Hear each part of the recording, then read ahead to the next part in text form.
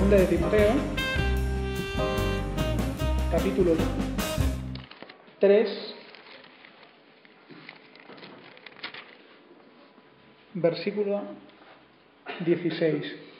Segunda de Timoteo, capítulo 3, versículo 16. Dice, toda la escritura, ¿cuál? Insisto, toda la escritura, toda es inspirada por Dios y útil para enseñar, para redarguir, para corregir, para instruir en justicia, a fin de que el hombre de Dios sea perfecto, enteramente preparado para toda obra buena. Vamos a tener otra lectura en Segunda de Pedro,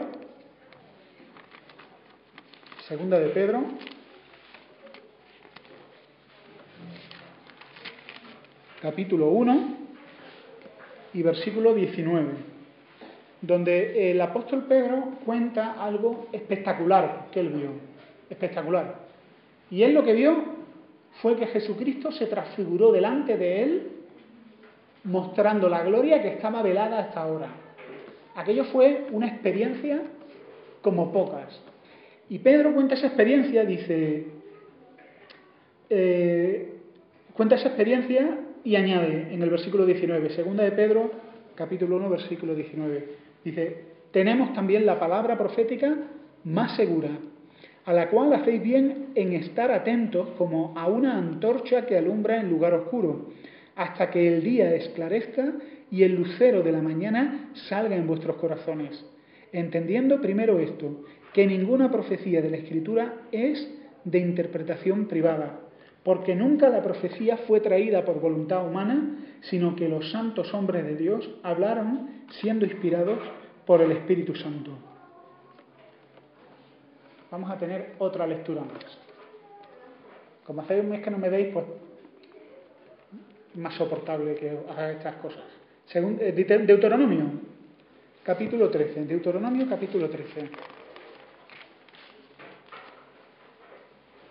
El capítulo 13 de Deuteronomio habla de los falsos profetas. Y dice el versículo 1, cuando se levantare en medio de ti profeta o soñador de sueños, y te anunciare señal o prodigios, y si se cumpliere la señal o prodigio que él te anunció diciendo, vamos en pos de dioses ajenos que no conociste y sirvámosles, no darás oído a las palabras de tal profeta, ni al tal soñador de sueños, porque Jehová vuestro Dios os está probando para saber si amáis a Jehová vuestro Dios con todo vuestro corazón y con toda vuestra alma. En pos de Jehová vuestro Dios andaréis, a él temeréis, guardaréis sus mandamientos y escucharéis su voz y a él serviréis y a él seguiréis.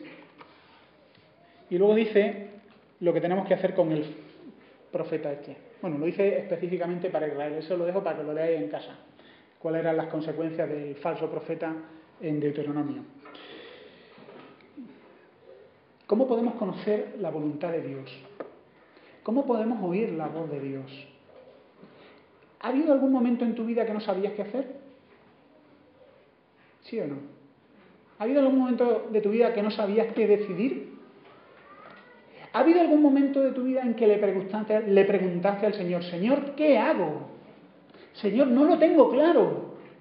¿Cuál es la mejor opción? ¿Tiro para la derecha? ¿Tiro para la izquierda? ¿Sigo adelante? ¿Me paro? ¿Cómo podemos distinguir cuál es la voz de Dios de otras voces? ¿Cómo podemos discernir la voz de Dios de otros pensamientos y sensaciones? No sé si veis la serie esta del Doctor House, que se llama así, House. Este hombre es un escéptico, por supuesto, ateo reconocido, el personaje. Y él dice, este peculiar médico, dice, si hablas con Dios, eres piadoso, pero si Dios habla contigo, eres esquizofrénico. La frase tiene cierta gracia. Ahora, yo como creyente tengo un problema con esta frase, porque tengo 66 libros que dicen que Dios habla. Y esa gente no eran esquizofrénicos. Algunos de ellos incluso eran malas personas. Y Dios les hablaba. O sea que no tenían ni méritos. Pero Dios habló con ellos. Así que los creyentes tenemos ese problema con el doctor House y su sabiduría hausiana. Ahora, a mí me surge otra pregunta. ¿Habla Dios? Y si habla, ¿cómo habla? A principios del año pasado, un joven me preguntó, era un chico que sus padres son creyentes, él lleva toda la vida yendo a la iglesia, pero tenía muchas preguntas. Y una de las preguntas es, muchas veces he oído a los pastores de mi iglesia, Dios me ha dicho que no sé qué, no sé cuánto. Y se lo he escuchado a muchos hermanos. No, porque Dios me dijo que no sé qué. Claro, yo me pregunto, el chico este de tonto no tenía un pelo. Vamos a ver, ¿habló Dios con ellos? Porque conmigo no habla. Y yo le dije, no, ni conmigo, al menos verbalmente. O tal vez estos hombres piensan o intuyen que Dios le habla en base a sensaciones. Pero claro, una cosa es decir, Dios me habla, Dios me ha dicho, a yo me supongo. Y no es por nada, pero la frase es muy diferente. Yo me supongo, a Dios me ha dicho. Y mirad, después de esta conversación, hace 2 semanas, estaba hablando con unos amigos, mis cuñados, y estábamos hablando de una mujer de su iglesia muy espiritual. Estoy hablando de una mujer creyente y buena creyente, pero que ella en su vida cristiana habitualmente toma decisiones en base a, es que el Señor me dijo y el Señor me mostró, y claro, me comentaba mis cuñados, a veces se abusa de esto. Bueno, pues no mucho tiempo después me manda un correo electrónico a la página web una señora de Latinoamérica que me pregunta, mira, en mi iglesia hay un problema. El pastor de su iglesia estaba enseñando una falsa doctrina. Y me dice, ¿qué le ha dicho a usted el Espíritu Santo sobre esa falsa doctrina? Claro, yo le respondí, aquí yo creo que hay 2 falsas doctrinas. Si usted quiere saber cuál es la verdad, lo que dice el Espíritu Santo está revelado en la palabra de Dios. Y entonces esa debe ser la base, no una cosa que yo recibo de una manera directa de Dios. Hubo un teólogo que se llamaba Benjamin Warfield, al que le dijeron, se consigue más conocimiento de Dios en 1 hora orando que 10 horas estudiando. Se consigue más conocimiento de Dios 1 hora orando que 10 horas estudiando. A lo que Benjamin Warfield le respondió, ¿pero usted qué dice? ¿Y si estoy 10 horas estudiando de rodillas? Mirad, creo que a veces algunos creyentes empleamos con mucha ligereza estas expresiones, ¿no? El Señor me dijo, el Señor me mostró, el Señor me habló, sin mala intención, sin mala intención. Creo que a veces abusamos de estas expresiones. Pero también os digo otra cosa, igual que digo esto, no estoy diciendo que Dios no hable, porque yo creo que Dios es soberano, y eso quiere decir que Dios no solo hace lo que le da gana, sino que tiene poder para hacer lo que Él quiera. Y en cualquier momento Él puede hablar. No solo en el Antiguo Testamento, ni en el Nuevo Testamento, sino hoy en día. Si Él quiere. Pero la vida cristiana normal no consiste precisamente en continuas visiones o supuestas sensaciones y revelaciones, sino que es algo bastante normalito y corriente. Consiste en conocer a Dios, conocer la palabra de Dios y tomar decisiones en base a lo que ya está revelado. Dios ha hablado, el Espíritu Santo ha hablado, pero creo que tenemos también a veces que huir de estos casi clichés evangélicos. A veces se abusa de ellos, sin mala intención, pero se abusa de ellos. Yo no sé vosotros, pero a mí, en mi vida, se me ha acercado más de uno y dos, con buena intención, diciéndome cosas como: Julio, el Señor me ha dicho que le pidas salir a fulanita. Bueno, en este caso fulanita era María del Mar. Y alguno dirá: oye, pues este hermano tenía razón. No era el momento. Si Dios quería decirle algo, quiere decirme algo a mí, me lo dirá a mí, no por medio de segundas personas, como hacíamos cuando éramos chicos. Dile a fulanita que me gusta. No, si Dios quiere hablar, no tiene ningún problema en hablar conmigo. Porque lo ha hecho con gente pecadora, cuanto más conmigo, que también soy bastante pecador. Entonces, cosas como... Bueno, en campamentos de jóvenes yo he escuchado una forma de romper. Dos novios que rompen de una forma muy espiritual. La chica le dijo al chico: no debo salir contigo porque no tengo paz. El chico estaba desesperado diciendo: ¿pero qué es esto de paz? O sea, vaya forma de darme calabazas. Podías haberme dicho lo típico, ¿no? Eres un amigo especial, que es lo que se suele decir, es que eres un amigo especial. No eres feo, eres diferente, no, eres un amigo especial. Y de esa manera romper conmigo. Entonces, a veces, yo no sé de dónde, pero no viene de la Biblia, estamos sacando conclusiones equivocadas sobre cómo Dios obra. Insisto, creo que Dios obra. Creo que Dios puede obrar, hacer milagros, resucitar muertos cuando Él quiere y como Él quiera, no cuando nosotros queramos. Entonces, vamos a ver algunos principios, algunos abusos, pero también algunos principios sobre cómo conocer la voluntad de Dios y cómo buscar la dirección de Dios en nuestras vidas. Principio número 1. Dios habla, pero no repite.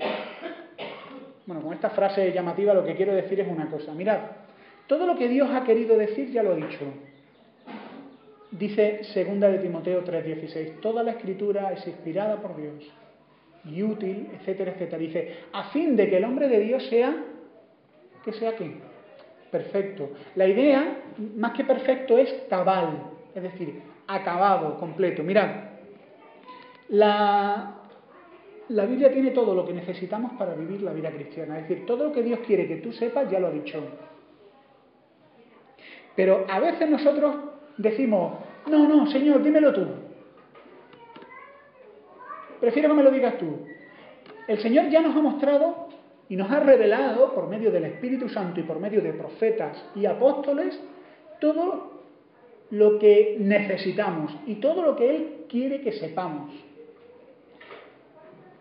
Pero es de perezosos decir, ay Señor, a mí es que me da mucha pereza leer, mejor cuéntamelo tú.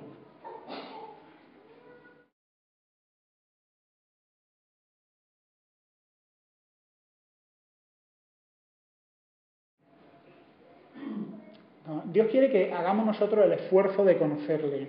Esto, por poner un ejemplo un poco malo, pero a mí a veces, en el ministerio, me han preguntado cosas que evidentemente están en contra de la voluntad de Dios. Esto es como cuando tú vas a un médico y el médico te dice, mira, es que te tienes que operar. Y tú dices, no me gusta lo que tú dices, voy a buscarme otro médico. Me busca otro médico, una segunda opinión. Y el segundo médico te dice que no, que te tienes que operar. Y dices, pues me voy a buscar un tercer médico. Y no paras hasta que te digan, encuentras un médico que te dice, que no, hombre, que tú estás sano. Y te dice, este es el buen médico. Este es el bueno, el que me dice lo que a mí me gusta. Bueno, pues a veces algunos obran así. Van a Dios, Señor, ¿qué dice tu palabra sobre tal tema?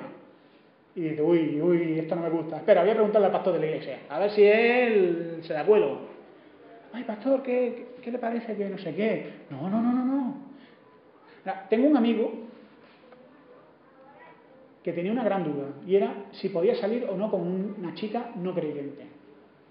Y él me contó que se dedicó, bueno, y ya teníamos, era la época de internet, se dedicó a preguntar a todo pastor que conocía por internet, a preguntarle lo mismo. Gracias a Dios, al final él se convenció de que no era la voluntad de Dios para él. Pero nosotros a veces obramos así. Es como si alguien le dice, una mujer se acerca al pastor de la iglesia y le dice, pastor, ¿me puedo ir con otro hombre? Es que Dios me dijo que podía. Me lo dijo el Señor. Me lo dijo el Señor a mí. Y es más, pastor, es que he encontrado un hombre más guapo, más espiritual, pesa 90 kilos menos. Y se lo pregunté al Señor si era su voluntad. Ay, me dio una paz preciosa, una seguridad, una tranquilidad. Y ahora sé que es la voluntad de Dios. Es más, esta mañana vengo del abogado que ya hemos firmado los papeles, porque el Señor me lo ha dicho. Esto que suena tan ridículo, estas cosas pasan, ¿eh? Hoy en día pasan. Buscamos la segunda opinión. La Biblia dice esto, bueno, vamos al segundo médico. Y al final, ese médico esa segunda opinión médica pueden ser nuestras emociones o un falso profeta que haya por la iglesia, que haya por ahí diciendo, el Señor me dijo que te casara, que dejes a ese hombre, igual que dice, y te coge un versículo, te lo saca de contexto. Así que la moraleja es, si ya sabes lo que Dios piensa sobre cierto tema, y la única forma de saber lo que Dios piensa sobre cierto tema es ir a lo que el Espíritu Santo ha revelado, que es la palabra de Dios, y en la que se encuentra todo lo que necesitas, preguntarle otra vez a Dios es una necedad. Es un acto de flojería también. Así que lo más sensato es que nos tomemos la molestia de leer por nosotros mismos lo que Dios quiere. Bueno, alguno dirá, bueno, Julio, ¿y qué pasa con las cosas que no están en la Biblia? Porque hay cosas que no están en la Biblia. ¿Qué hago con eso? Por ejemplo, la Biblia no me dice con quién me debo casar. Y la verdad que sería un susto si lo dijera, ¿eh? ¿Te imaginas? Le digo, y Julio se casará con no sé quién. Pues que si no me gusta no sé quién, es que me parece... No, que me buscaría otra traducción, a lo mejor, a ver si... Entonces, lo cierto es que en la Biblia no están las respuestas a todas las preguntas específicas, pero sí tienen los principios para que con tu buen juicio, con tu sentido común, seas capaz de aplicar los valores, los principios y las verdades de las palabras de Dios y tú tomar la decisión. Dios se comporta con nosotros como personas mayorcitas, no como niños. A un niño, mamá, ¿me puedo ir a la cama ya? Bueno, ¿me puedo quedar viendo la tele? No, ahora, esta es la hora. No, Dios se porta con nosotros como personas mayores. Y nos dice, mira, esto es lo que yo pienso sobre estos temas. Y luego la cuestión es cómo se aplica a estas situaciones. Y Él nos da a nosotros la responsabilidad, la grandísima responsabilidad, de tomar una decisión, pero de tomar una decisión guiada por la palabra de Dios. Oramos, estudiamos la Biblia, leemos la Biblia, pero en la presencia de Dios le pedimos que nos dé la claridad, el discernimiento y las fuerzas para tomar la decisión que más nos convenga. Es más, os digo una cosa en mucha confianza, incluso hay margen para la equivocación, ¿eh? Hay margen para la equivocación. Dios te puede mostrar su voluntad, mostrar los principios generales, tú orar, tomar la mejor decisión con el mejor corazón, con la mejor actitud, incluso equivocarte, no pasa nada. Si has intentado aplicar con sinceridad y honestidad los principios de la palabra de Dios. Así que, principio número 1, Dios habla. No hace falta que busques una segunda opinión. Dios ha hablado y Dios ha revelado su voluntad. No hace falta que busquemos segundas opiniones. Principio número 2. La revelación de Dios está completa y tenemos todo lo que necesitamos para la vida cristiana. Mirad, ¿esto lo creéis? ¿Lo creéis? No todos los cristianos lo creen, ¿eh? En serio. Y algunos se puede espantar. No todos los cristianos creen que la palabra de Dios esté completa. Es más, os diría una cosa. De todo el conjunto de cristianos evangélicos, un porcentaje elevadísimo piensan que la palabra de Dios, hay algunos que piensan que la palabra de Dios no es inspirada. No os asustéis porque hay cristianos... Ahora, yo me pregunto, ¿qué tienen de evangélicos? Porque los principios de la Reforma son solo la fe, solo la gracia y solo la Escritura. Y solo a Dios la gloria. Y algunos ni dan a Dios la gloria, ni creen en la gracia, ni creen en la inspiración de la Escritura. Algunos creen que hay partes que sí y partes que no. ¿Y quién lo decide? Pues yo, que he estudiado. Otros dicen que no, Que la Escritura, que sí, que es inspirada, pero que no se ha cerrado, que Dios sigue dándonos hoy profetas, apóstoles, para que podamos seguir recibiendo las instrucciones directas de Dios. Esto no es lo que dice la Escritura. Efesios 2:20 dice que hemos sido edificados sobre el fundamento de los apóstoles y profetas, siendo la principal piedra del ángulo Jesucristo. Es decir, el fundamento de la iglesia, ¿cuántas veces se echan? Los cimientos. Los cimientos de una casa se echan una vez, no se echan 3 veces. Si no, no sé qué casa sería esa. No, pues el fundamento de la iglesia ya está echado. Los apóstoles y profetas, y la piedra de ángulo, Jesucristo mismo. Quiere decir esto, que no necesitamos más apóstoles, ni más profetas. Los apóstoles y profetas que la iglesia oye hoy en día, pues son estos, los apóstoles y los profetas. Y en la Escritura tenemos todo lo que necesitamos, todo lo que necesitamos. Mirad, el equipaje de un soldado moderno, los de ahora, ¿no? Tú ves películas de la Primera Guerra Mundial y decías, madre mía, ¿cómo salen esto a la guerra? Una camiseta ahí y unos cascos que parecían orinales, con perdón. No, los de ahora van, ¿habéis visto los soldados de ahora? Van como Mazinger Z, o sea, llevan chalecos, bolsas por aquí, bolsas por allá, el tipo lleva cantimplora, lleva cuchillo, lleva un botiquín, lleva munición, lleva pastillas para que el agua sea potable, llevan de todo. Los botiquines, los buenos botiquines, tienen todo lo que necesitas para sobrevivir. No busques en el botiquín el marca. No, y yo es que me gustaría echar un vistazo al resultado. No, el marca no está en el botiquín porque no lo necesitas. Tienes lo que necesitas. O el mundo deportivo, para que nadie se enfade. Tienes todo lo que necesitas. Algunos van a la Biblia buscando no solo lo que necesitan, sino ya satisfacer la curiosidad. Oye, ¿existen ángeles territoriales? ¿Existen fortalezas demoníacas sobre el partido X? Y ya un despliegue de curiosidad y de preguntas que no están en la Escritura. Lo que Dios ha revelado es lo que necesitamos, no más. Dice la Escritura que Dios ha hablado a los profetas y que en estos últimos tiempos, porque estamos en los últimos tiempos, ha hablado en el Hijo. Esto dice Hebreos 1:1. En estos últimos tiempos ha hablado en el Hijo. En el sentido de que Jesús es, como dicen los musulmanes, uso la expresión, no, el sello de los profetas, el cierre de profetas. Dios ha hablado a los padres por los profetas y en estos posteriores tiempos en el Hijo. Porque Jesús es, por decirlo así, el último de los profetas. Porque Jesús tiene un ministerio también profético, aparte de sacerdocio. Es porque estamos en los últimos tiempos. No hay más tiempos después de Jesucristo. Los tiempos de Jesucristo se consideran los últimos tiempos. No va a haber más tiempo después. Estos son los tiempos finales. Así que todo lo que necesitamos se encuentran en los 66 libros que forman parte de la palabra de Dios. Este es el kit de supervivencia cristiano.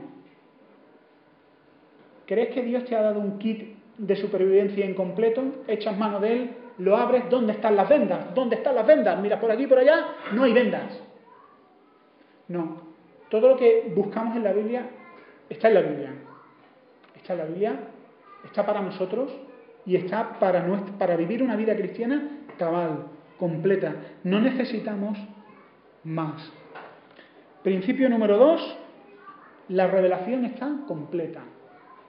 Todo lo que necesitamos para vivir la vida cristiana se encuentra en ella. Principio número 3. Me gustan los títulos impactantes, que nadie se asuste. La vida cristiana no es como el espiritismo. La vida cristiana no es como el espiritismo. ¿Sabéis qué es el espiritismo? Un montón de personas rodeando un tablero, todos con las manitas puestas en un triangulito, una mujer echando baba diciendo y ahí hablando y todos asustados con los pelos de punta. La vida cristiana no es como el espiritismo. O como las supersticiones, ¿no? Hay algunos que viven la vida cristiana como supersticiosos o como aquellos que siguen el tarot. ¿Sabéis qué es el tarot, verdad? Las cartas estas que te echan estos adivinos a los que Dios condena y a los que Dios no desea que un hijo suyo, bueno, ni nadie, tenga nada que ver. Muchos cristianos van buscando señales, coincidencias, números que se repiten, abren la Biblia al azar. Yo tengo un amigo que a eso le llama bibliomancia. O sea, está la cartomancia, que es adivinar el futuro con las cartas, pero él le llama bibliomancia, a los que abren al azar ahí, busca, ¡pum!, pones el dedo aquí. Y este es el horóscopo del día. Solo que el horóscopo del día dice, salió Judas y se halcón. ¡Ay, Dios mío! Le hemos fastidiado, mejor que no salga a la calle. Esto no es la vida cristiana, esto no es lo que Dios quiere para el cristiano. Eso es espiritismo, no es cristianismo. Eso es horóscopo, no cristianismo. Algunos dicen, ¿me debo casar con Mengano? Ah, mira, qué curioso. Su fecha de nacimiento coincide con la matrícula del coche que tiene mi padre. ¿Y eso será que Dios me está queriendo decir que me debo casar con este hombre? O como una película de misterio, algunos viven así, ¿no? Piensan que Dios va dejando como mensajes cifrados, mensajes ocultos, ¿no? Una cancioncilla de un anuncio de refresco coincide con el versículo que leíste esta mañana y luego cuando ves un titular del periódico, ahí parece que sientes algo, además te da un cosquilleo en el estómago, tú vas juntando el anuncio con la predicación, con la hojita de la buena semilla y te sale lo que Dios quiere para ti. Y tú, ¡ay, Dios mío, lo que me ha dicho! Eso es una locura. Ahora ahí hay gente, no vosotros, que sois chicos y chicas fabulosos, que vive así. Hay gente que vive así, buscando una especie de película de espías o de mensajes ocultos en las nubes, manchas de humedades en la casa. Hay una mancha de humedad que se parece a no sé quién. Eso no es cristianismo, no es cristianismo bíblico, es fantasía, es vivir en la fantasía. Eso es dejar de poner la mirada en Dios y en la palabra de Dios. Eso es dejar de utilizar el sentido común y volcarse en la fantasía. Recuerdo hace tiempo, nosotros en la Asamblea de Hermanos tenemos una cosa que se llama el tiempo libre. El tiempo libre, nosotros, porque lo practicamos, pero hay muchos pastores de muchas iglesias que no les gusta un pelo, porque nunca saben lo que va a pasar. Sobre todo si vienen a lo mejor a alguna visita y de pronto a alguien se le va la pelota y dice una barbaridad. Y yo recuerdo que en mi antigua iglesia en Sevilla, pues pasó eso, ¿no? Alguien tenía un familiar evangélico que venía de no sé dónde y llegó el tiempo libre y dijo, que aquí puede decir cada uno lo que le parezca. Y el hombre se levantó y dijo lo que parezca. Lo único que dijo que fue una barbaridad, una barbaridad. Y él dijo, hermanos, tened cuidado con prestar tanta atención a la Biblia, vaya a ser que en vez de idólatras os volváis bibliólatras. ¿Qué os parece? ¿Qué os parece esta afirmación? Yo no conozco ningún evangélico que tenga una Biblia con un rosario puesto, una velita, y le diga, ¡ay, Biblia de la suerte! ¡Dame suerte hoy! Que me toque la lotería o que pase los billetes de lotería por encima de su Biblia. Si alguno lo hace, que no me entere, pues se la va a caer. ¡Ay, suerte, suerte, suerte! Que me toque el cupón de los ciegos. O que eso es superstición. Eso sí es bibliolatría. Eso sí es bibliolatría, ¿no? La adoración de la Biblia. De hecho, nosotros no tenemos un problema con prestar demasiada atención a la palabra de Dios. Tenemos justo el problema contrario. Alguien decía lo siguiente, mirad, es un error pensar que Dios es una cosa y su palabra es otra cosa. Está Dios, por un lado, y luego está la palabra de Dios por otro lado. Pero son cosas que van por separado, ¿eh? Mira, lo voy a explicar con un ejemplo muy tonto. Imaginaros que mi mujer me manda una carta y me dice, Julio, cuando vuelvas de Tenerife, cuando vengas esta noche a casa, vas a buscarme en tal sitio, que vengo del supermercado con el coche hasta arriba de bolsa. Yo cojo la carta. ¿Sabéis qué hago con la carta? ¡Ah, borra la carta! Yo amo a mi mujer, no sus cartas. A mi mujer. Dios, su palabra. No, yo amo a mi mujer. Pero las cartas de mi mujer, nada. Y luego cuando llega mi mujer, sudando la pobre ahí, como, pero bueno, ¿no leíste tu carta? Y yo le digo, no, mira una cosa. Yo te amo a ti. Tus cartas son otra cosa. Mira, dice Jesús, si me amáis, guardaréis ¿qué? Mis mandamientos. Jesús no dice, oye, que mis mandamientos son una cosa y yo soy otra, haced lo que os dé la gana. Vaya a ser que os volváis adoradores de mis mandamientos. No, Jesús dice, si me amáis, guardaréis mis mandamientos. No podemos separarlo. Tampoco podemos ponerle cirios a una Biblia. Eso no lo practicamos. Ni venerarla, ni que sea el objeto de la suerte, o como los gatitos esos que mueven el bracito, o los budas panzones. No somos supersticiosos. Pero, si corremos algún peligro, es el peligro de ignorar la palabra de Dios. Así que, prestar atención a la palabra de Dios es prestar atención a Dios. Es que la palabra de Dios es inspirada por Dios.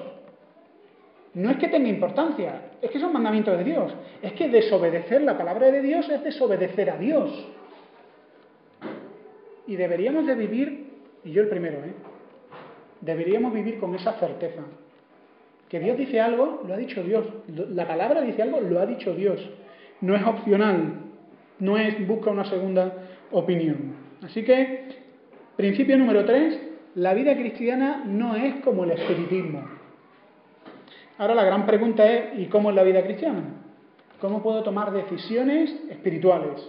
¿Cómo puedo obedecer la voz de Dios y seguir las instrucciones de Dios para mi vida? Bueno, pues el principio número 4 es, el sentido común educado por la palabra de Dios es la guía más fiable. El sentido común educado por la palabra de Dios es la guía más fiable. Hemos dicho que la vida cristiana no es como el espiritismo, sino que tiene que ver más bien con el sentido común. Un sentido común guiado, dirigido, instruido, educado, corregido por la palabra de Dios. A nosotros nos gustaría ser guiados por sueños, sensaciones. Sería más emocionante, ¿no? ¿Sabes? Más emocionante. Pero no es así. Sensaciones de paz, emociones, coincidencias. No es la forma habitual en la que Dios guía. Aunque, insisto, creo que Dios puede hacer algo de manera excepcional y como Él quiera. Pero la vida cristiana normal no es así. A mí me gusta mucho, ¿sabéis lo que más me gusta leer de literatura cristiana? Más que libros de doctrina, y me gustan los libros de doctrina. Lo que más me gusta leer son biografías misioneras. En serio, me encantan, me las devoro. Tengo biografías misioneras que me las he leído no sé cuántas veces. El diario espiritual de Hudson Taylor, me lo he leído, no sé cuántas veces lo he leído. Me encanta, ¿no? Cómo Dios obraba, cómo Dios respondía a oraciones, cómo Dios obraba milagros, sanidades reales. Sin embargo, yo veo mi vida y no veo tantos prodigios. Quizás sea porque en el terreno misionero, que es la primera línea de combate, se ven estas cosas. Tenemos una amiga que es misionera en Marruecos. Y si queréis orar por ella, ella os lo agradecerá. Ella está sola y ella, que es una mujer de la que viene cada vez que pasa, pues casi siempre pasa por casa y se queda en casa y nos cuenta cosas. Nos cuenta unas cosas, unas sanidades y unas cosas, y yo no es una señora que está loca, perdida o que es presa de la histeria, no, me parece una mujer de Dios y yo la creo. Ella está en primera línea de combate. Y yo se lo digo, tú estás en primera línea de combate y se ve que Dios manda más refuerzos para allá, pero la vida cristiana normal es una vida de fe. El justo, ¿por qué vivirá? Por la fe. Por los sueños, por las sensaciones, por el hormigueo en el estómago. No, vivirá por la fe. Dios ha dicho esto y tiro para adelante. Y a veces me siento animado y a veces me siento desanimado. A veces me siento triste y a veces me siento que no tengo ganas de abrir la Biblia ni de ponerme de rodillas a orar. Pero dice la Escritura, el justo vivirá Por la fe. Por la fe. Dios ha hablado y en base a lo que Dios me ha dicho en su palabra, yo me muevo y tiro para adelante. Así que la vida cristiana normal se basa en conocer a Dios por medio de su palabra y obedecer. Conocer y obedecer. Y a veces tendremos dos opciones que nos parecen buenas. Y esto me ha pasado a mí. Señor, ¿qué hago? Y me he quedado esperando un rato. ¿Y sabéis qué ha pasado? Pues nada. ¿Qué esperaba, Julio? ¿Que salieran con letras de fuego algo escrito? No, a veces oro al Señor. Señor, ¿qué hago? Señor, ¿qué hago? ¿Acepto esto? ¿No acepto esto? Señor, ¿tiro para allá? ¿No tiro para allá? Oro. Y no me responde el Señor.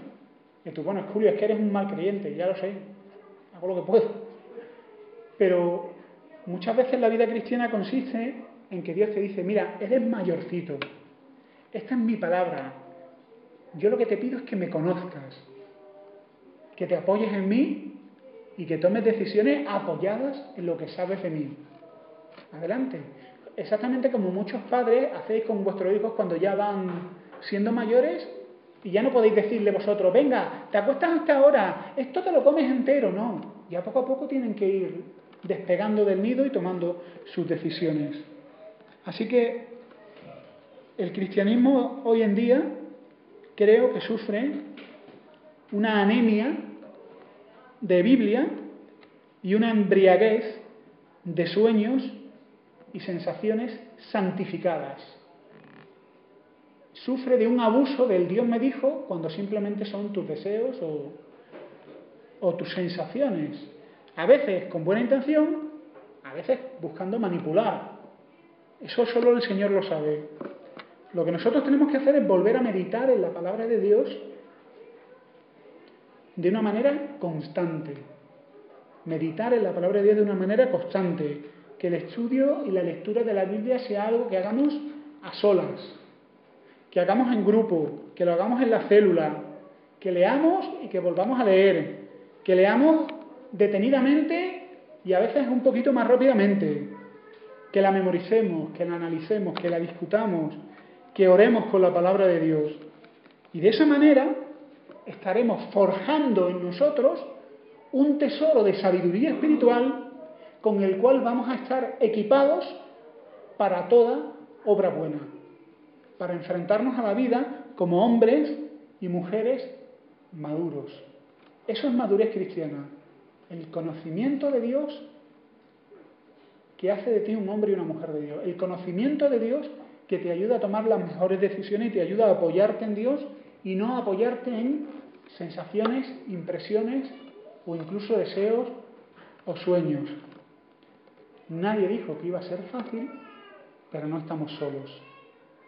El Espíritu Santo está con nosotros, la palabra de Dios es un tesoro y el maestro es Dios mismo. Y él también dice, Efesios, que él ha establecido a maestros y pastores en la iglesia para que también podamos aprender y enseñarnos unos a otros. El Espíritu Santo está en cada creyente, también dándonos discernimiento de la palabra de Dios. Por eso tenemos un tiempo libre en el que no solo hablan los pastores, sino que cualquier hermano o hermana puede compartir de la palabra de Dios, glorificando a Dios y aprender unos de otros, porque el Espíritu Santo está en todos aquellos que hemos confiado en Él. Bueno, que el Señor nos ayude a vivir una vida cristiana normal, apoyados en Él y guiados por Él.